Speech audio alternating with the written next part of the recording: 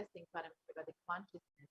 It is where formless, the being of Paramashiva, expresses through the Divya Sharira, the light body, and manifests as the Nijavatara, the physical form, the embodied form, for us to experience Paramashiva.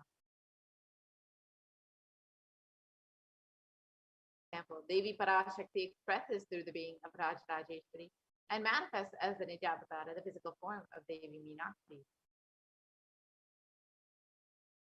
And the avatar, the deity, reflects the consciousness and manifestation of the superconscious energy. But human beings are not mature enough to receive these higher level experiences from the Ajavatara directly. That's why the avatar, the physical embodied form, comes down to bridge the gap and create the experience of superconscious energy in all of us. And the Bhava Samadhi Darshan awakens your Kundalini Shakti, which is the latent potential energy in every human being. This influx of superconscious energy visibly slows down the aging process and improves immunity to disease. And during the darshan, the whole brain comes alive, turning into a superconductor of conscious energies that heals, empowers, and transforms our lives. And during the Bhava Samadhi darshan, our neurons mirror that of the avatar. The mirror neurons activate and process all the observed movements or information of the avatar just by seeing. So the entire body can silently and without moving receive what is happening elsewhere through a process of direct observation, experiencing the superconscious energy radiated by the avatar.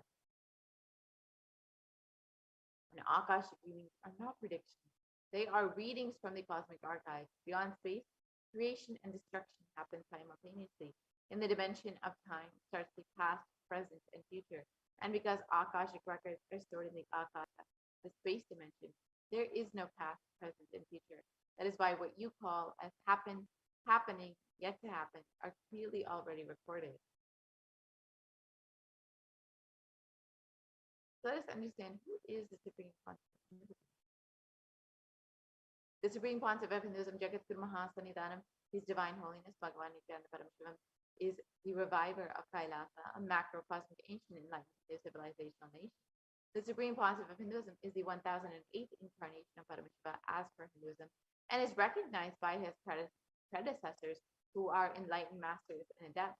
The Supreme Pontiff of Hinduism has made the science of yoga, temple-based universities, and power manifestation as a lifestyle for humanity. The Supreme Pontiff of Hinduism is ordained as the 233rd Guru Mahasanidanam of the Kanchi Kailasa Sarveshwar, is the incumbent emperor of the Suryavamshi Sarangi Samrajyam, is the present 293rd Jagat Guru Mahasanidanam of the Kailasanatha Shamla Pita Sarveshwar, is the present Mahamandaleshwar of the Mahanirvani Akada, the largest apex monastic order. The Supreme Pontiff of Hinduism is the 1008th Acharya Mahamandaleshwar of the Artalakada, is the present 23rd Guru Mahasanidanam of the Dharma Mukti Sparagapura Adinam, and has been elected as the Supreme Pontiff of Hinduism by a congregation of over 1,000 Hindu leaders. The Supreme Pontiff of Hinduism is revered as the teacher of Hinduism, the most prolific, most viewed, read, and watched, and has authored over 300 books and 10,000 articles in 3 languages, English, Tamil, and Sanskrit, which have been translated into 50 titles with over 1,000 titles, 50 languages with over 1,000 titles, and Supreme Pontiff of Hinduism has over 20 million copies of books and articles sold, read, and downloaded, and has over 10,000 hours of discourses delivered. The Supreme Pontiff of Hinduism has enriched and enriched over 1 billion lives digitally, and is respected as the foremost commentator of all sacred scriptures, including the Upanishads, the Bhagavad Gita, the Shiva Sutras, the Brahma Sutras, the Yoga Sutras, the Ashtavakra Gita, the Jain Sutras, and many more. The Supreme Pontiff of Hinduism is honored as a leader of Hinduism, the most awarded internationally recognized leader, is a reviver of 108 ancient Hindu sampradayas, including the Rudrakanyas, Rudras, the Shivas, Shikas, Bhairavas, Bhairavis, and Sannyas, and is the establisher of the largest Hindu university, Kailasa Nithyananda University, with satellite campuses in 150 countries. And Supreme Pontiff of Hinduism is the establisher of 1,000 plus Kailasa enlightenment ecosystems and the founder and reviver of Vindapitas, The Supreme Concept of Hinduism is a collector of the largest Hindu library with over 1 million books, 1 million Palni scriptures, and over 20 million digital books. So now that we've understood who is the Supreme Concept of Hinduism, let us now enter into the demonstration of the extraordinary powers, the extraordinary Shaktis, Paramashivoham, Parashakti, as demonstrated by the initiated disciples of the Supreme Concept of Hinduism itself, the Nithyananda Yogis and Kurukul Balasans of the Nithyananda order. So now we will be entering into this manifestation of these extraordinary powers very shortly.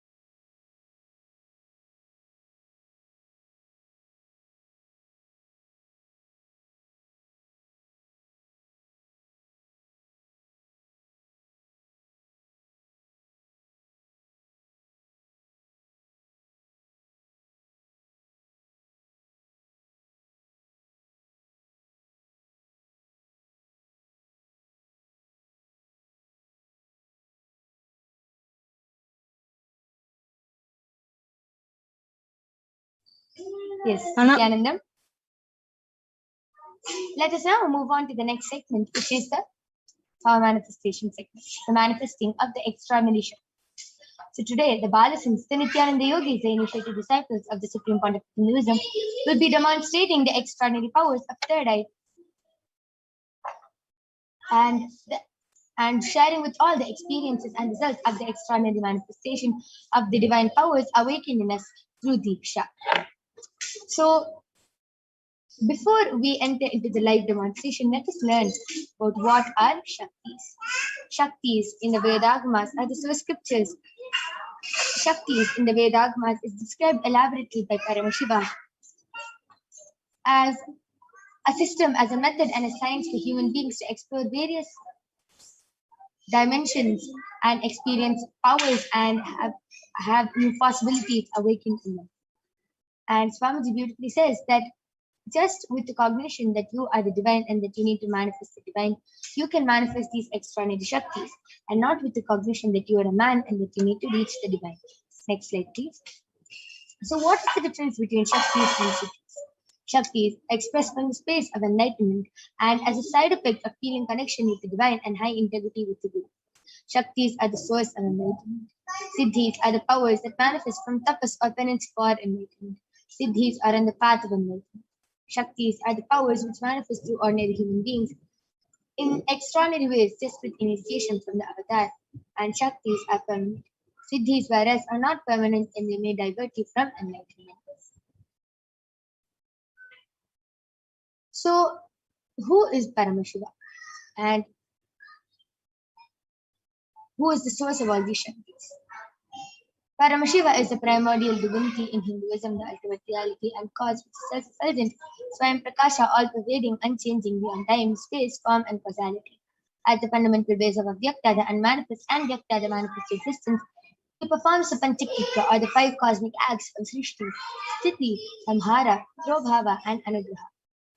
Creation, maintenance, rejuvenation, pulling out of delusion, and liberating grace for all living entities.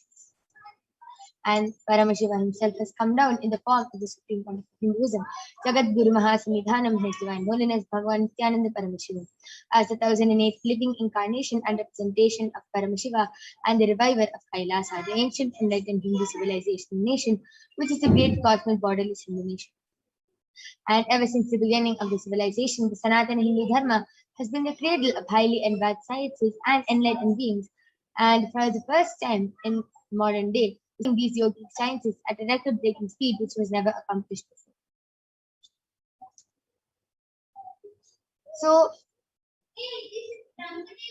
the Supreme Monarch of Hinduism was trained as an avatar and was recognized as an incarnation at a very young age and was trained and taught to revive these sciences and initiations and knowledge studies for billions to manifest the science of power manifestation.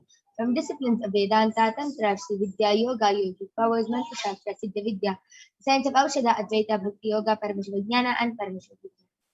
So, how do we awaken all these divine Shaktis in us?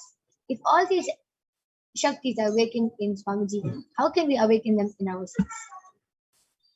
When every ultimate truth, jnana, gets mapped into our consciousness, prajna, we start manifesting powers, and it becomes a possibility for every being prajnana. So, let us now watch a small video of explaining what is Diksha and the science of initiation.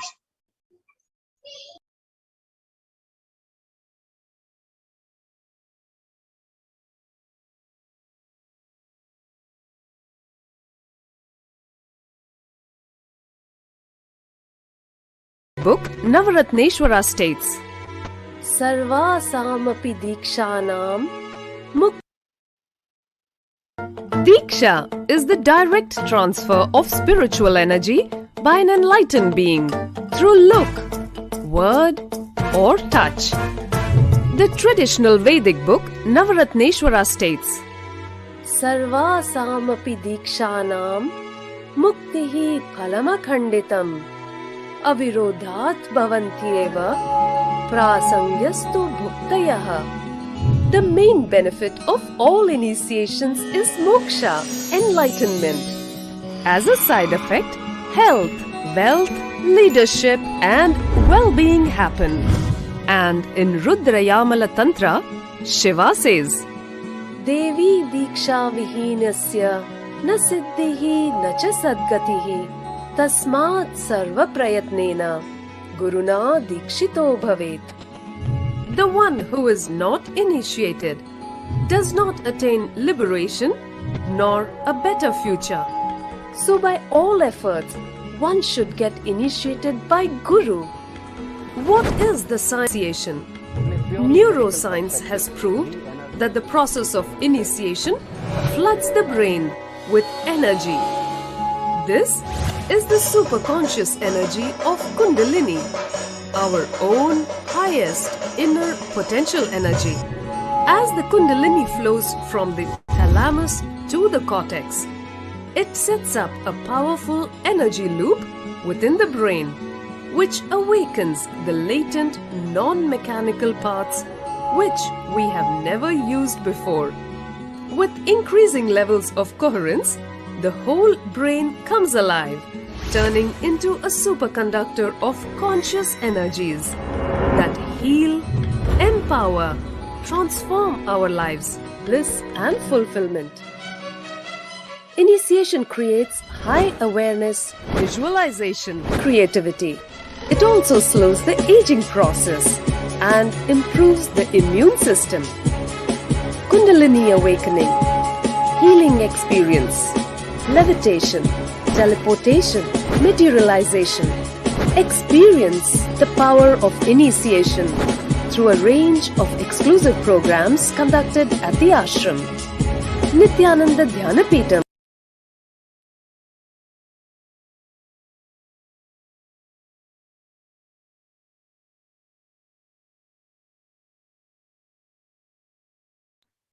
Yes. Next is the four evidences, the pramanas for the science of power manifestation. Let us now see how the science of power manifestation is authenticated through the four aspects of evidences. The first is the Shastra Pramana, the eternal unchangeable truths that are revealed in the source scriptures. The next is the Apta Pramana. The experiences and results of Aptas are the authorities of Hinduism, the Vedic rishis and scientists who have time tested and verified this science. The next is the Atma Pramana, or the account of the Supreme Pontiff of Hinduism, Jagat Guru Mahasanidhanam, His Divine Holiness Bhagavan Nithyananda Paramashivam, this millennium's avatar's personal experience of power manifestation. Last is the Pratyaksha Pramana, or the empirical evidence from observation and scientific experimentation. So, Vedagamas is a living applied. Vedas are the ultimate superior authorities for Hindus, and they are the pure science where the ultimate truth are explained. Agamas are scripture where the applied technology, the applied science. Vedas and Vedagamas are given the status of Shruti as they are directly revealed by Paramashivam. They are the ultimate, eternal, unchangeable truths, and a reference cited from these Shastras or source scriptures is called a Shastra.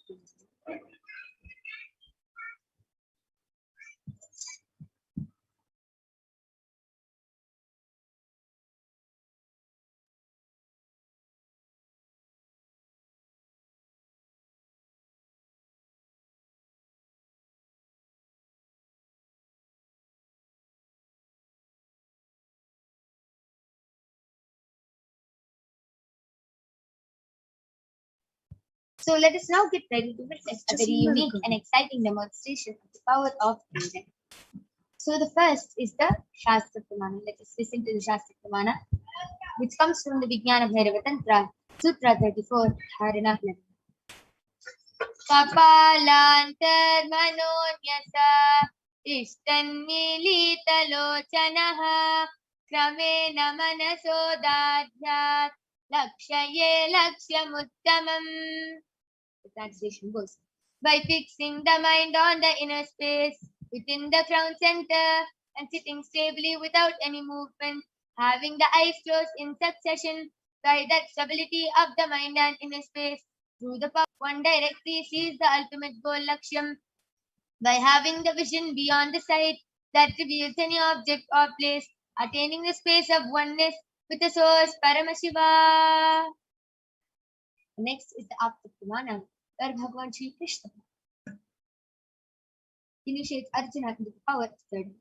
Bhagavan Krishna says to Arjuna, Natumam shakyase drashtum anenaiva sachakshusha divyam dadami te chakshuhu asya yogamaishwaram. But you cannot see my cosmic form with these physical eyes of yours. Therefore I grant you the divine third eye. Behold my cosmic opulence. In the Hindu Purana, the Srimad Bhagavad Gita, Bhagavan Krishna initiates Arjuna into the power of third eye to behold his Vishwarupa Darshan, the vision of his cosmic form. The 11th chapter of the Srimad Bhagavad Gita, which contains the description of Bhagavan Sri Krishna, its cosmic form, is completely narrated by Arjuna as he sees Bhagavan Krishna through the third eye. And next is the Atma Pramana from the life of Swamiji himself. The first experience is that I was able to see everything around me, above me, the whole 360-degree, 10 direction, below me, everything. I realized not only I was able to see, I was able to feel, experience. I felt that the skin of the stone on rock on which I was sitting and the skin of this body both carry me equally. In both I exist equally. The setting sun, rising moon, the whole Arunachala hill, all the plants, bush, shrubs, trees, everything, everything, everything. Just became so alive. The idea, something is inside.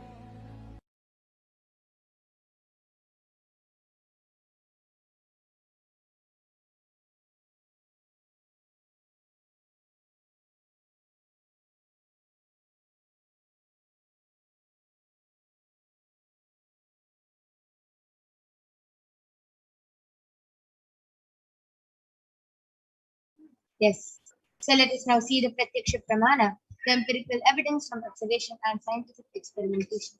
Study measures compare the metabolic cell activity of the brain in the conscious and meditative state of the third eye using the positron emission tomography.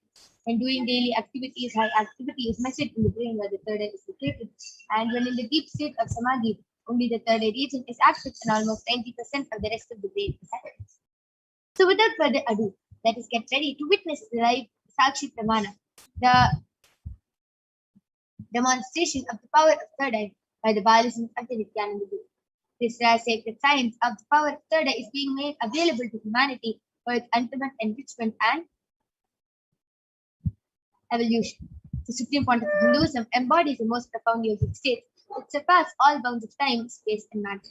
The Supreme Pontiff of Hinduism is gifting this pure great science of third eye awakening, along with many other spiritual sciences, through the power of initiation. And millions of people have been initiated by the Supreme Pontiff of Hinduism and are experiencing the profound results as extraordinary powers in their day-to-day. Let us now get ready to witness the Sakshi Pramana, the live demonstration of the power of third eye by the Balisans of the Nithyananda Guru.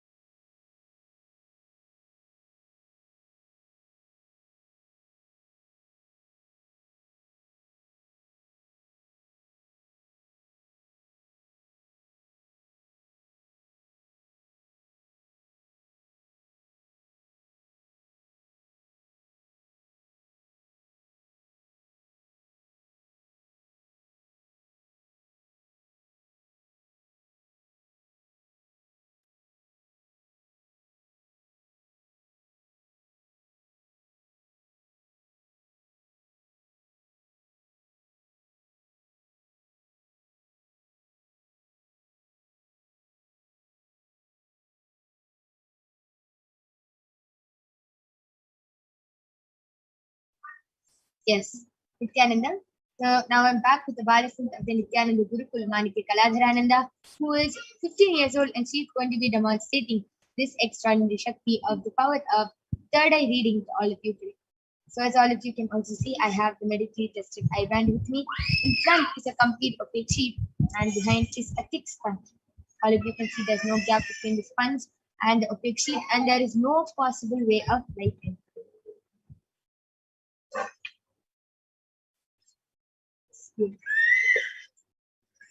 So all of you can see I'm unstrapping the eye band in front of all of you.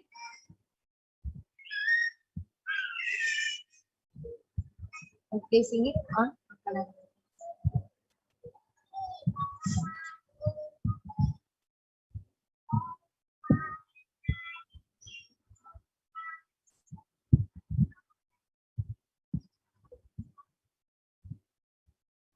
Yes.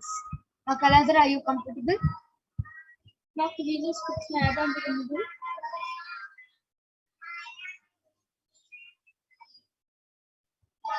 Yes. Now, are you comfortable? Pull the side of the eye bands. Yes. Now, are you comfortable? Yes. So, now I request the YouTube comments to be projected. All of you are requested and encouraged to go ahead, post anything you want in the Kailasa's HDH Nithyananda YouTube channel.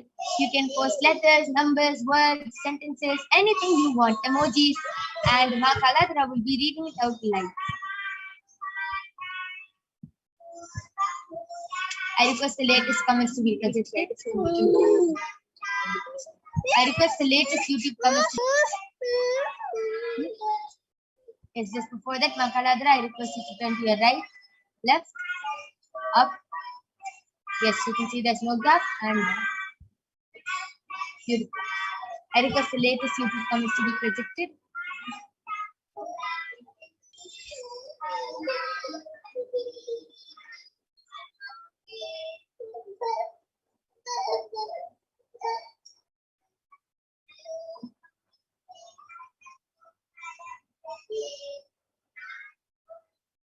Yes, so the latest comment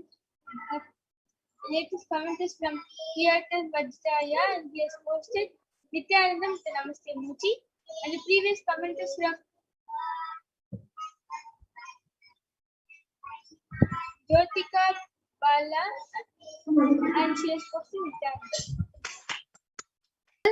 Anyone else who wants to post any comments can go ahead.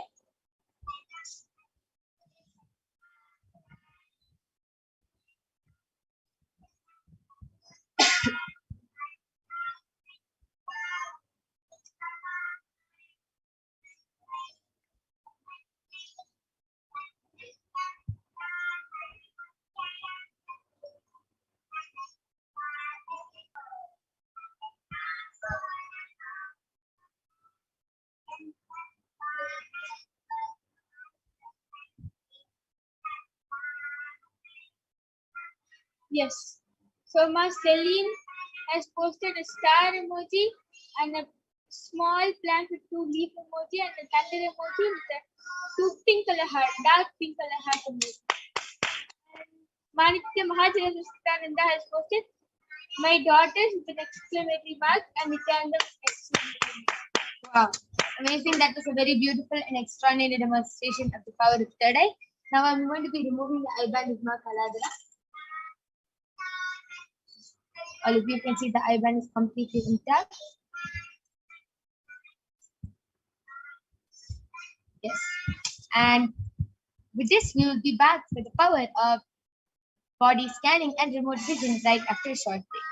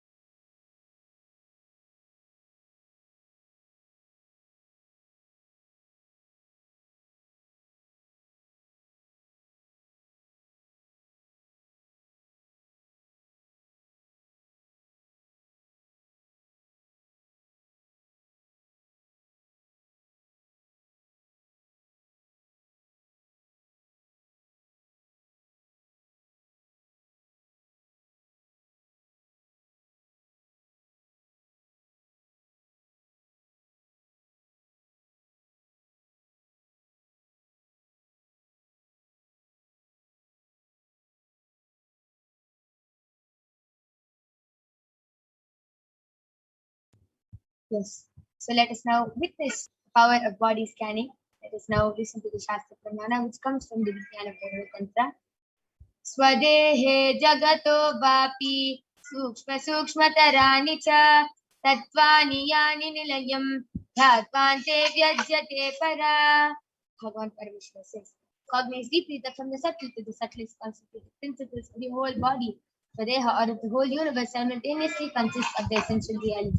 They are being observed in their source called Paramashiva, and by the experience of such restful awareness, one becomes complete in all the thoughts and the ultimate universal divine power. Paradevi Adishakti is the gift and the supreme power manifestation of happiness.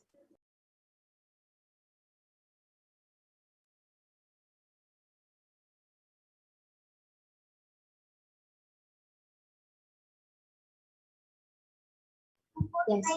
Next is the Apta Pramana, which comes from the life of a Siddha named Teriyar. Teriyar was a Siddha and one of the prominent disciples of Agatya. One day, a man suffering from a severe headache craved Agatya for healing, and Agatya uses the power of body scanning and identifies the root cause. It reveals that there is a small Tera like a frog sitting in the person. Agatya immediately instructs Teriyar, his disciple, to perform an open head surgery and remove the frog. And after the surgery is completed successfully, the person is healed and cured of the headache. Thus, the disciple gained the name Teriyar. Next is the Atma Pramana from the life of His Divine Holiness Swamiji, where Swamiji beautifully shares on the 22nd of December, paraphrasing his words. Only when I had a multiple compound heart fracture was I able to say forced to go for surgery and therefore for medical checkup related. At that time, they detected heavy metal quantity in my different organs, and it had been revealed that I was poisoned without our knowledge. I immediately used diagnostic methods instead of medical facilities to study the body condition to see what happened. Through the power of body scanning, I found out what the problems and imbalances had happened and where the balance had been. I used allopathy as a second opinion just to verify myself. Last is the Pratyaksha Pramana, Sakshi Pramana, the experiences and results of the extraordinary manifestation happening. So you can see how so many of the disciples of Swamiji have manifested this power of consciousness in the matter, and all of you who have manifested the power of body scanning, and all of you are going to be witnessing this extraordinary Shakti now. So we'll be back right after a short break.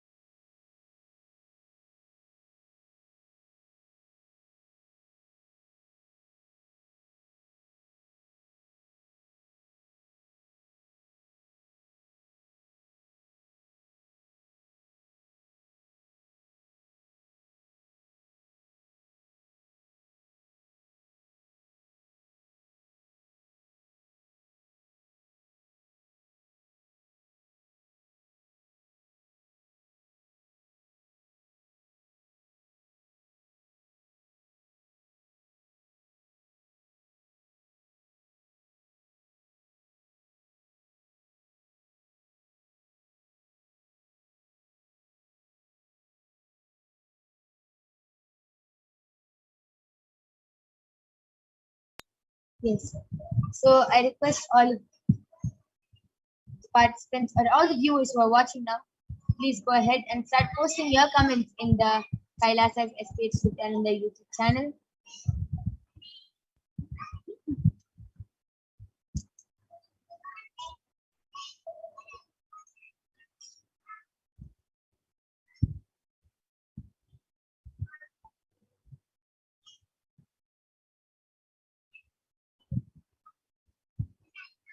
Okay.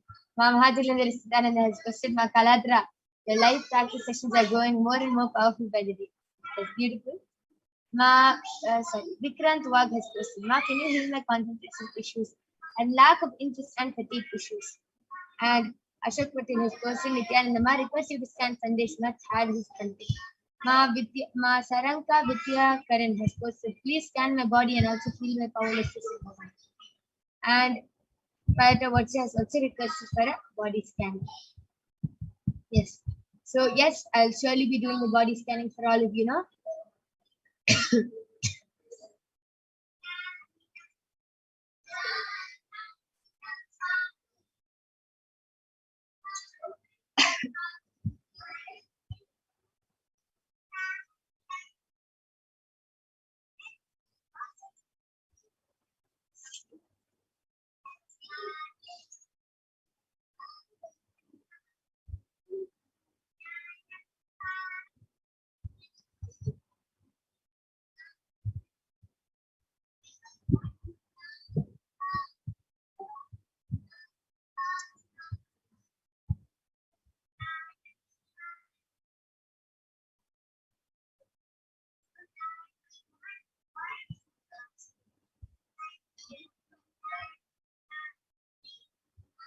Yes.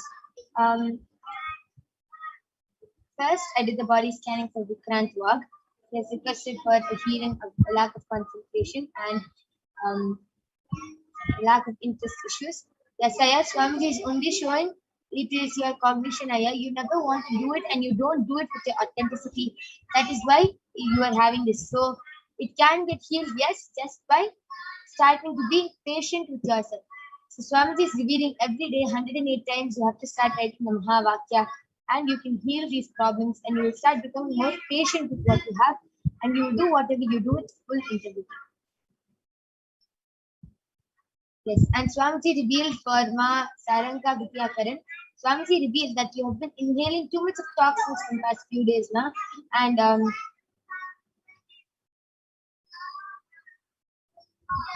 due to all the I was able to see that due to a lot of burning of plastic and all that smell you've been inhaling for past few days, and Swamiji revealed that it's affecting your lungs and you're starting to feel suffocated and choked because of that. Swamiji is revealing that what you should do for that is that you should start burning neem leaves in your house and every day do the Trine Kumbhaka for in the morning 11 times. Yes. And so I'm going to now be doing the body scanning for Ashok Patel Aya's, for the person who Ashok Patel Aya has requested for.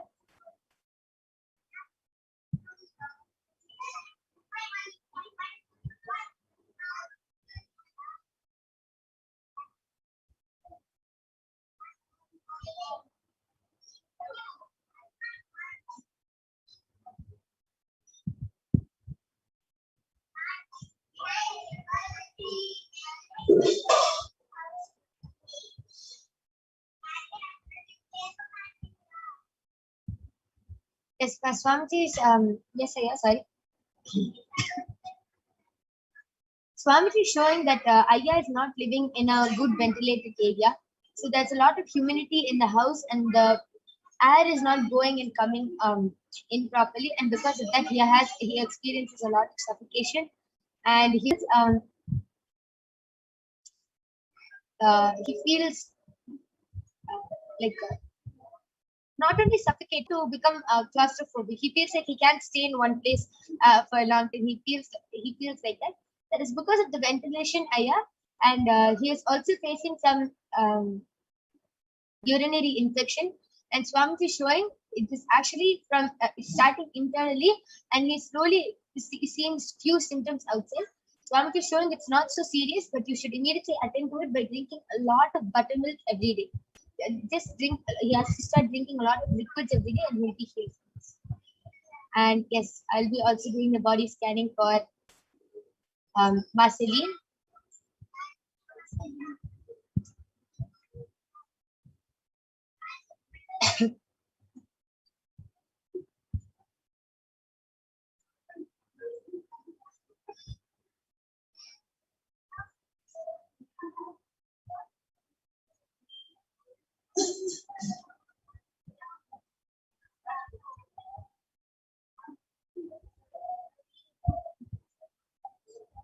Yes, Swamiji is showing that you have to start wearing more cotton sarees and more like any dress you're wearing, cotton, you have to wear cotton dresses because of the material you're wearing. Your skin is very suffocated, and you're starting to get rashes on your skin and a lot of itchiness and dryness.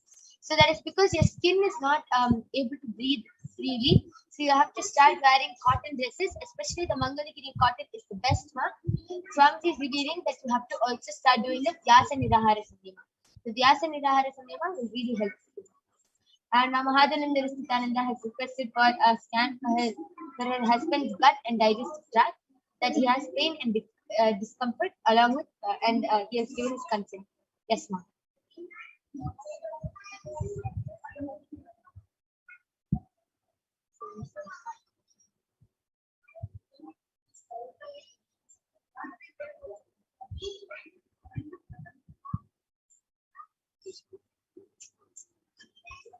Yes, Swamiji is revealing that there's a lot of heat in his body, and there's a lot of heat, and in his blood there's a lot of toxins. So because of these toxins, he's really getting affected a lot, and that is what is the problem that he's having in his digestive tract. Because of the toxins and the blood not flowing properly, the digestion is also not happening properly. So this is the root cause of Swamiji Shwar. Swamiji is revealing that he should start drinking neem juice and curry leaf. He should start adding more more curry leaves into his food, and this will heal him. Not only that, Swamiji is also showing to sleep with a wet cloth on the forehead. Yes, and Vikrant Wag has requested for a scanning for sessions issues.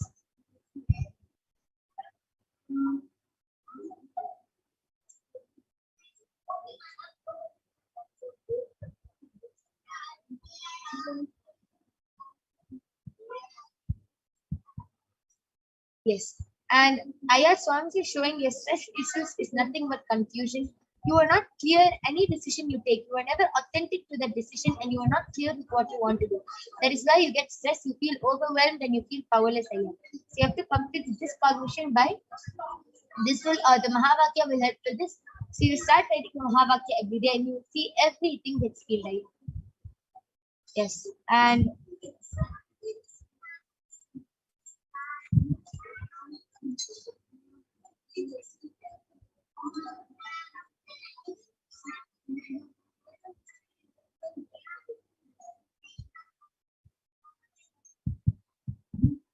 he has any questions, can go ahead, and anybody wants to get back in the Kailasas Aspiration and the YouTube channel, please do it. Ashok Patel has posted, Ma, thank you for the scan. Really enjoying the session every day. Nithyananda. Yes, Aya. Ma, Celine has gotten back telling, okay, thanks, Ma. Yes, Ma.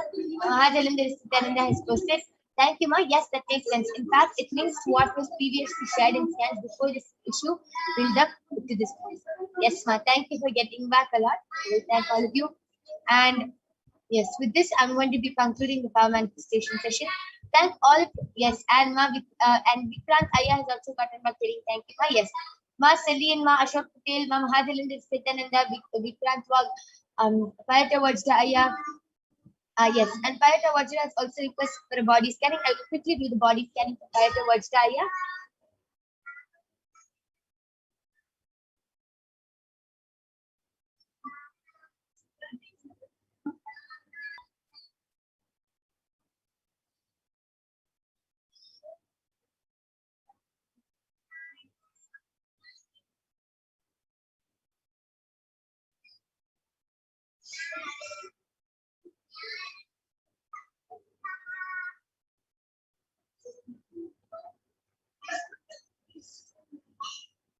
Yes, Aya. Swamiji is revealing that.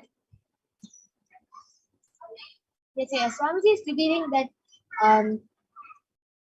from past few days, you started feeling a lot of connection to Paramashiva and Paramashakti, and Swamiji is revealing that that is actually very good, and